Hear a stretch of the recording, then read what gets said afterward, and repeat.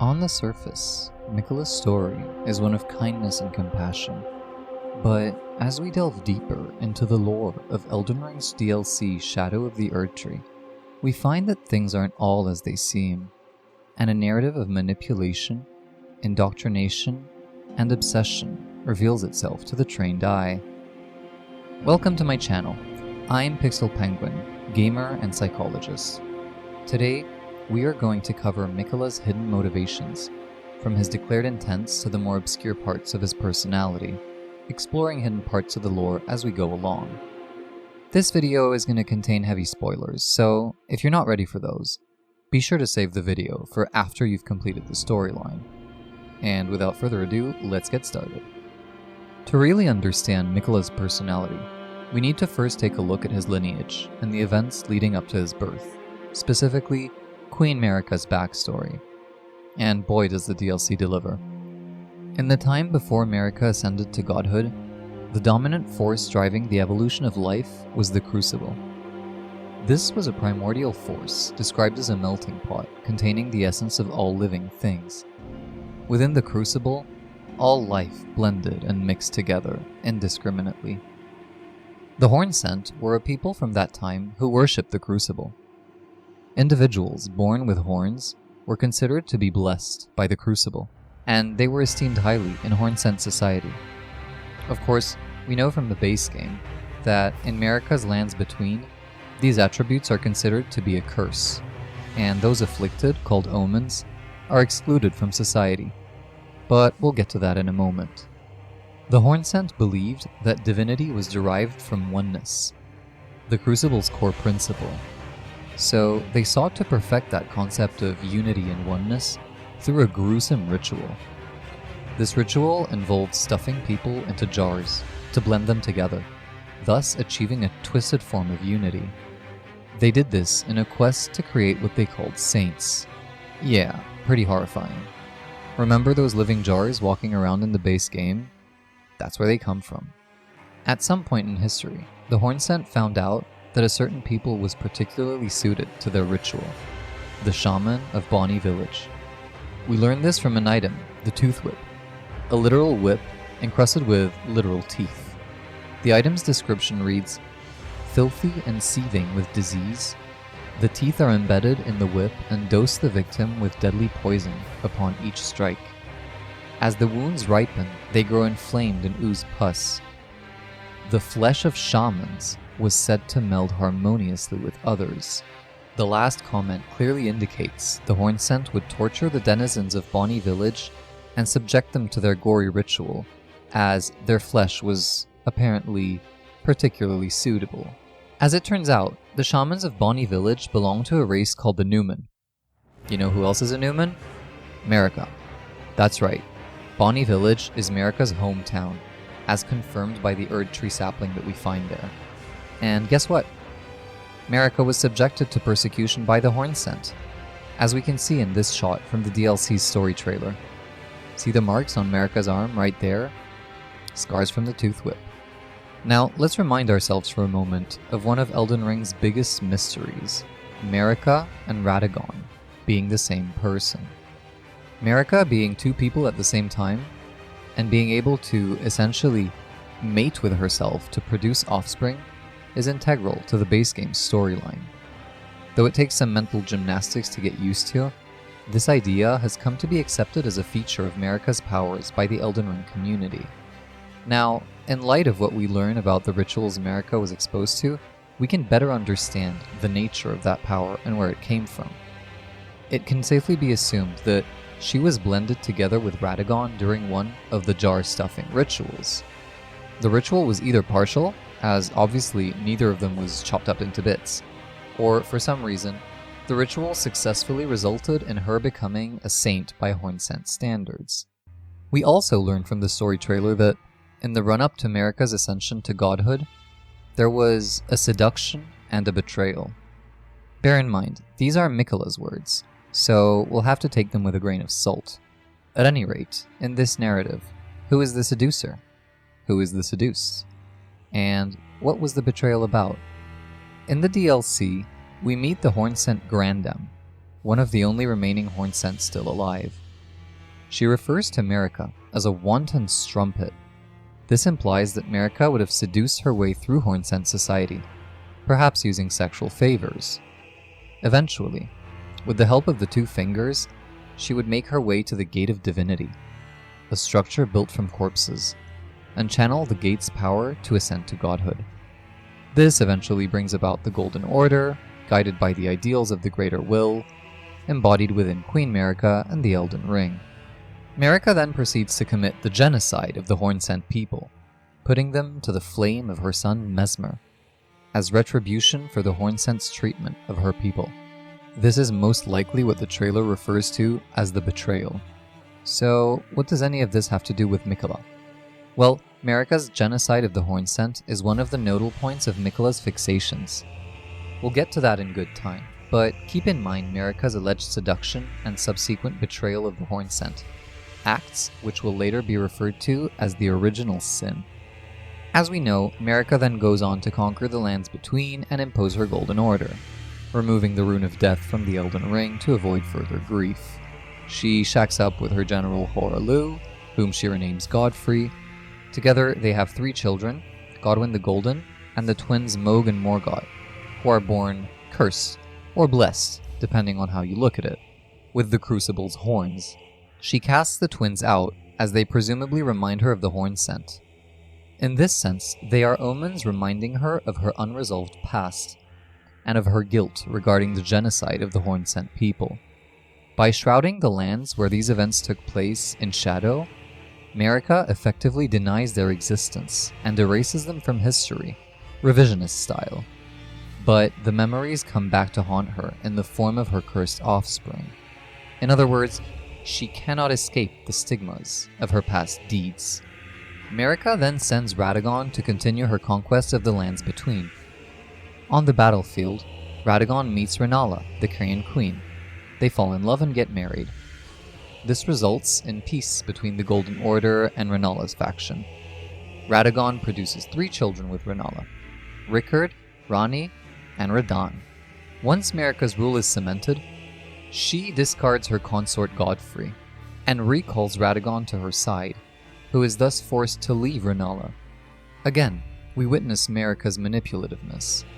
Marika uses love to further her ambitions before casting people away when she no longer has any need of them, as she did with the Hornsent. We could say her reaction to the trauma she experienced at the hands of the Hornsent is characterized by an avoidant attachment style and exploitative relationships. She seeks power to keep herself safe, but refuses to form intimate bonds within which she might find herself vulnerable. One interesting thing to note is that, before leaving Rennala, Radahn gifts her the amber egg containing the Great Rune of the Unborn. This could be a political move to keep her from rebelling against the Golden Order. However, I believe it signifies that he truly does love Rennala, but because of the binding that he underwent with Marika long ago at the hands of the Hornsent, he is compelled to obey her command. Together, Radahn and Marika produce 2 children, which brings us to the main subject of this video, Miquella and his twin sister Malenia. Both are born cursed. Miquella is damned to eternal childhood, unable to grow into an adult, and Malenia is affected by the Scarlet Rot. The character's naming convention leads me to believe that Mesmer and Melina, whose names also start with an M, were sired by Radahn, and are therefore Miquella and Malenia's siblings from both Marika and Radahn. This would imply that all of Marika's children with Radahn are in some way cursed, a result of the unnatural union between 2 people who are, well, literally united. While this may be a metaphor for incest, it also implies that parents must be separate individuals in order to produce healthy offspring. This is at the root of Miquella's issues. Now is when we go psychoanalytical. Miquella's personality is shaped at the junction of 3 mental formations that result from what we just went over. Let's explore these one by one. First, there is what we might call the castration complex in Freudian terms. The castration complex refers to a child's reaction to his or her particular set of genital organs, as well as the realization that they are immature compared to their parents. For Miquella, this is exemplified by his curse. He is unable to grow. Most children become aware of their body's immaturity when they realize that their parents share a special relationship. An unconscious expectation is formed that once they fully mature, they will be able to wed one of their parents and replace the other, an idea typically worked through during puberty, called the Oedipus complex.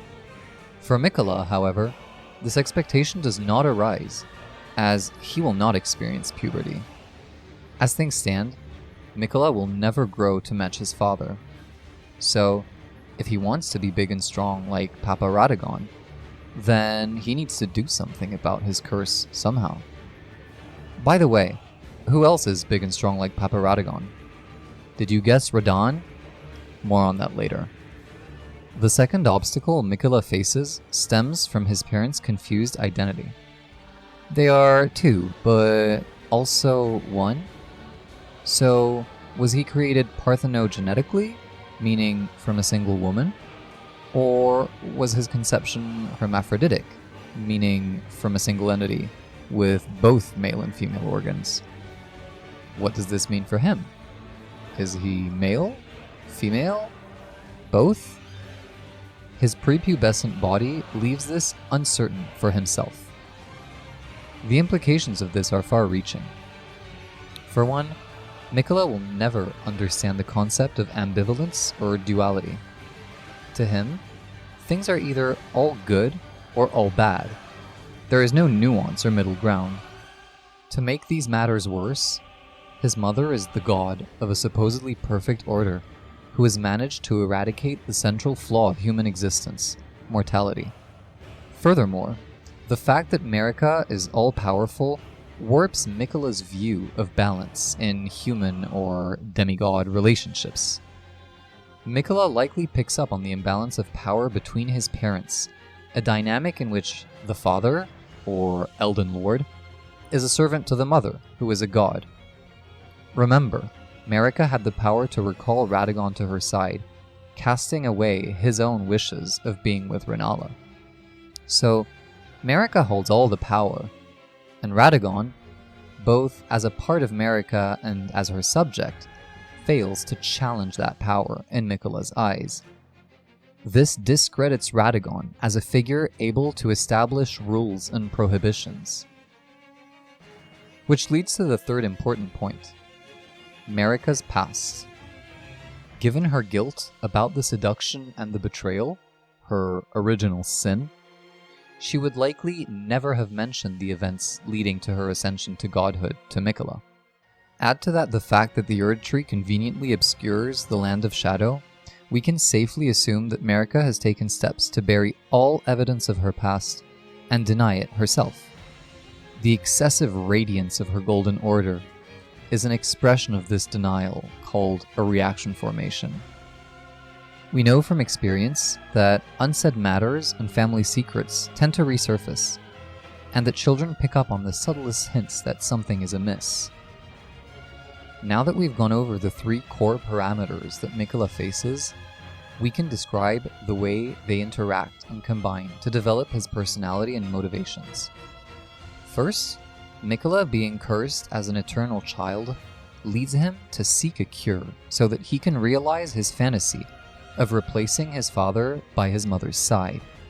However, as he realizes that there is greater power in being a god, aka his mother, than being his father, his primary identification figure shifts from Radahn to Marika.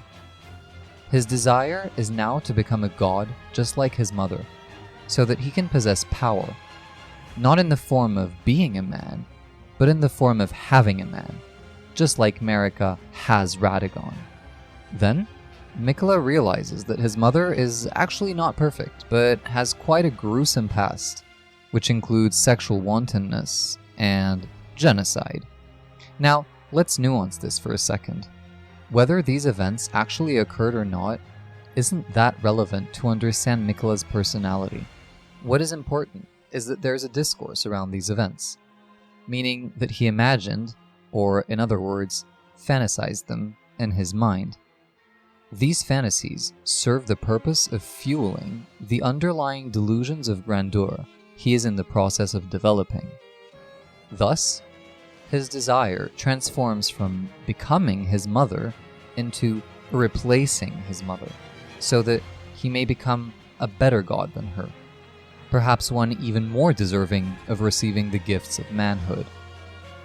In this sense, Miquella does not shed his female identification, but rather builds on it. By seeing his mother as bad rather than flawed, he fails to recognize that flaws are a part of mortality, probably because Marika herself disavows those flaws, too shameful for her to bear. Miquella's drive therefore cements itself within the megalomaniacal delusion of ascending to a superior form of feminine godhood, with the idea that he himself can be perfect. And Radahnn's authority having been undermined, there is no father figure to stop Miquella from pursuing these fantasies, and to help him understand that reality is actually different from his deluded visions. Now, a quick intermission. If you're enjoying this content and you would like to watch me analyze more characters from a psychological standpoint, be sure to subscribe and like the video. This helps me more than you think, so that I can keep creating content for you lore aficionados. Alright, let's get back to the story from Miquella's perspective. We learn from the Bewitching Branch's item description the following. The Empyrean Miquella is loved by many people. Indeed, he has learned very well how to compel such affection. This power of compulsion may very well be magical in nature, but it is also akin to the manipulativeness of children, who know how to get what they want and elicit affection from adults, using the semblance of innocence. Thus, Miquella disguises his self-aggrandizing motivations as kindness. Indeed, most mentions refer to him as Miquella the Kind, or Miquella the Tender, and describe his selfless deeds. But this image of selflessness actually feeds his delusion of being the embodiment of goodness and holiness, all the while making it seem like godhood is only a goal he pursues out of kindness. This is most evident in his wish to cure his sister of the scarlet rot. His sister is used as a substitute for himself, a fitting substitute as they are twins, and we know Miquella has a problem with individuation. Therefore, curing his sister equates to curing himself in his mind. When Miquella realizes that the Golden Order provides no hope of finding a cure, he forsakes the greater will and hatches a plan of his own. This plan perfectly showcases his mental workings. He seeks to grow an Erdtree of his own, named the Erdtree, or Holy Tree, supposed to be a better version of Marika's Erdtree. To nurture it, he waters the sapling with his own blood. Here, we can see Miquella's castration complex at play. The underlying fantasy is that of giving life, or, in other words, exercising sexual maturity. Miquella's plan is to encase himself within the Erdtree, hoping that he himself will grow jointly with the tree. Again, we witness Miquella's confusion when it comes to fundamental concepts. Here, he doesn't grasp the idea of separateness. Also note that cocooning himself within the Erdtree, a substitute for Marika's life-giving Erdtree, realizes a more primal desire to return to his mother's womb and fuse with her once again. This desire for oneness is further embodied by Miquella's fusional relationship with his twin sister, with whom he shared a womb. Now, this is as far as we get in the base game, but the DLC provides huge revelations about Miquella's relationship with his half-brother Radahn. The item description of the remembrance obtained from the final boss reads the following. In their childhood, Miquella saw in Radahn a lord, his strength and his kindness that stood in stark contrast with their afflicted selves. And so Miquella made his heartfelt wish that Radahn would one day be his king consort. Now, many people have glossed over the way Radahn is described here. Remember that Radahn is a demigod who revels in war. Strength definitely fits the bill, but kindness not so much. So, why does Miquella view Radahn this way? Again, this is due to Miquella's inability to comprehend ambivalence. To him, things and people are either all good or all bad. Radahn appears to Miquella as the most fitting substitute for Radahn, who is Miquella's prototype for what manhood is supposed to be. Radahn has the same flowing red mane, and he is physically impressive, a quality Miquella would never possess, and the reason that led him to seek a man in the first place. To Miquella, a man like Radahn is both the reward and the path to godhood. Beyond that, Radahn, as an actual person, does not matter to Miquella. He is simply supposed to be an object to complete Miquella's ideal of a flawless self. All that's left is to gain control of him. In a similar way, Marika has sway over Radahn. Radahn's masculinity, exemplified in his horse riding, will become Miquella's once he subdues him and, forgive the pun, ends up riding him, as we see in the final combat of the DLC. We can see here that Miquella isn't at all concerned with the idea of consent or mutual feelings. At no point is Radahn mentioned to have reciprocated Miquella's vow, even though Miquella is convinced of it. This is due to his deluded view of the world as a reflection of his own fantasies. However, given Radahn's staunch belief in the Golden Order, it is next to impossible that he would have subscribed to Miquella's self-worshipping ideology. We can safely assume Radahn isn't interested in becoming Miquella's consort. Afterwards, Miquella sends Malenia, not only to remind Radahn that he's still into him, but also to damage his body and soul with the rod, so that he may be rid of his current form and be reborn into a puppet to serve as little more than a glorified accessory. Back to the timeline. While Miquella is slumbering within the Erdtree, the Night of the Black Knives happens, Marika shatters the Elden Ring, and Malenia starts roaming the lands between. Let's pause here for a second and acknowledge the significance of shattering the Elden Ring. The Elden Ring was supposed to be the embodiment of perfection, something that would have enabled Marika to avoid further pain and grief. By shattering it, Marika acknowledges that this perfection does not exist. However, Miquella will still be in pursuit of such perfection. Alright, Mohg, the Omen who was cast away and who rejected the Golden Order in favor of the Formless Mother, an outer god of blood, seemingly takes advantage of the situation. While Malenia is roaming the lands between, he rips Miquella's undefended cocoon from the Erdtree and brings him to his underground palace in the hopes of converting him to the faith of the Formless Mother, but he is unsuccessful. Now, there has been much speculation as to why Mohg's plan didn't work. It is now clear that this was in fact Miquella's plan all along. Miquella used his powers of charm to cause Mohg's obsession with becoming Miquella's consort, effectively seducing him. Does that remind you of anyone? Yeah.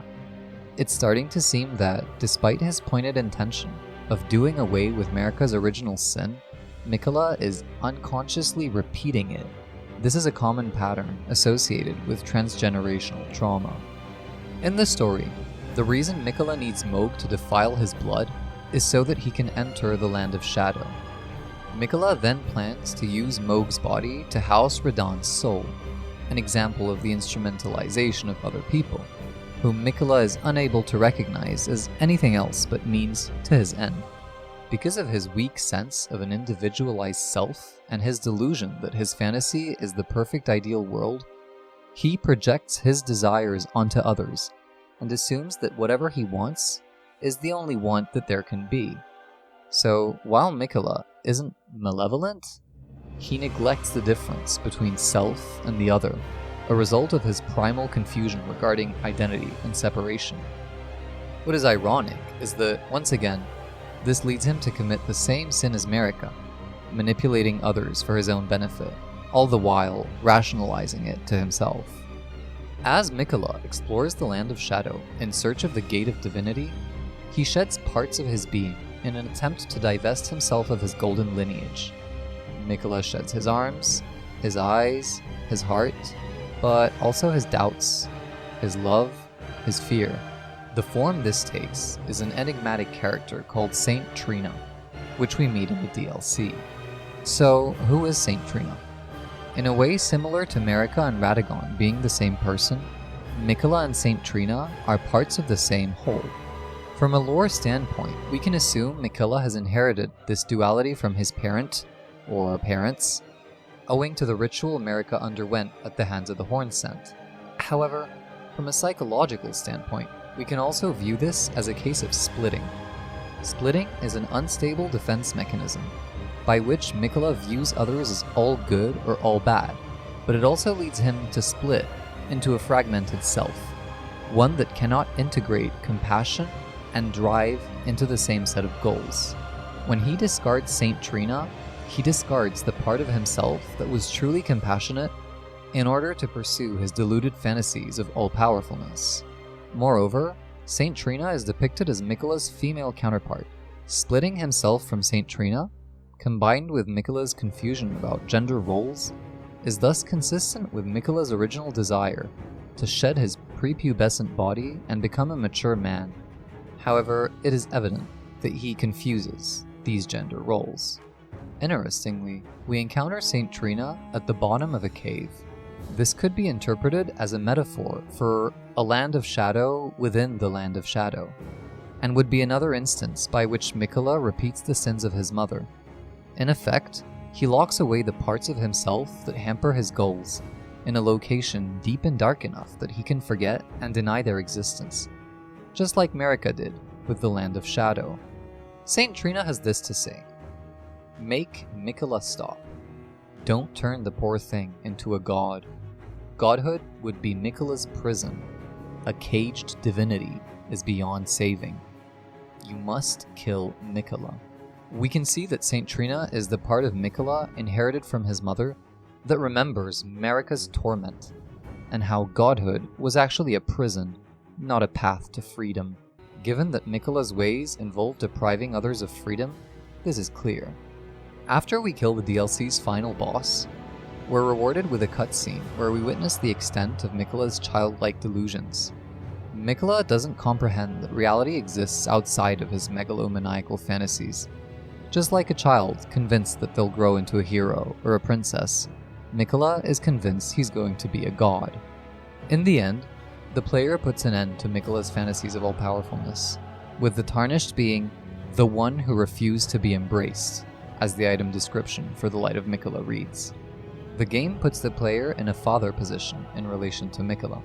Indeed, the Tarnished serves in the Land of Shadow as Marika's champion, guided by her grace. Remember, the Tarnished is the one to dethrone Radahn, whose parental authority was ineffective because of his particular relation to Marika.